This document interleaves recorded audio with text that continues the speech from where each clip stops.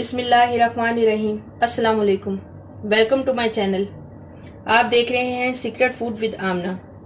कैसे हैं आप सब? आज हम कुकिंग नहीं करेंगे। मैं आज आपको गार्लिक और जिंजर को महफूज करने का तरीका आपसे शेयर करूंगी।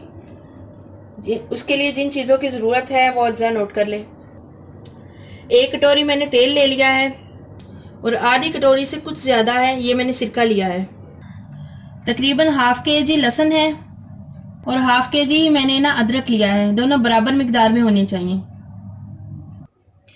सबसे पहले मैं लहसुन और अदरक इसमें डालूंगी चॉपर में। इस तरह के बारीक होने चाहिए वो अदरक, और ये इस तरह लहसुन होना चाहिए। ये 1 कटोरी मैंने तेल लिया है, ये जाएगा इसमें।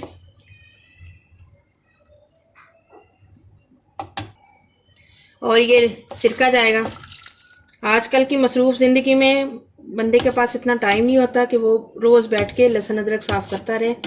आप एक बार इसे बना लें, बना के इसको फ्रीज़र में रख लें, फ्रीज़ कर लें या फ्रिज में रख लें तो आपका कभी भी ख़राब नहीं होगा। 1-2 महीने आराम से चलेगा। अब मैं इसको चॉपर में पीस लूँगी।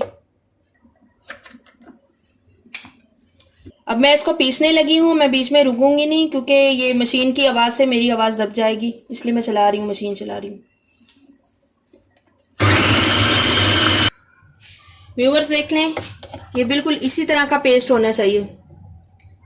ये इस तरह का पेस्ट हो आप अगर बनाएंगे ना तो ये आराम से आपका 2 महीने आराम से निकलेगा और ख़राब भी नहीं होगा। अगर लाइट भी चली जाएगी, आप इसको बाहर भी भूल जाएंगी, रूम टेम्परेचर पे भी ये ख़राब नहीं होगा। सिरका डालने का मकसद ही ये था ताकि हमारा लहसुन और अदरक जो है ना, जो बदबू मारने लग जाता है वो नहीं, स्मेल नहीं आए इसमें और बिल्कुल फ्रेश रहे। अब मैं इसको बर्नी में निकाल लूँगी। व्यूअर्स देखें, ये पूरी एक बर्नी है, ये फुल भर चुकी है और 1 कटोरी है। अभी भी मशीन में थोड़ी सी मेरे पास जो है ना लहसुन अदरक का पेस्ट बच गया है, तो मैं उसको सेव कर लूँगी। आप आराम से इसको बनाएं और सेव कर लें, कोई टेंशन ना लें, ख़राब नहीं होगा बिल्कुल भी। 3 महीने आराम से चलेगा।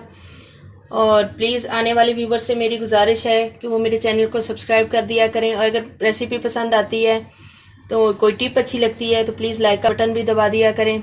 और अपनी दुआओं में ज़्यादा से ज़्यादा याद रखें करें मुझे। मैं भी आपके लिए हर वक्त दुआ गो रहती हूँ। अल्लाह हाफिज़।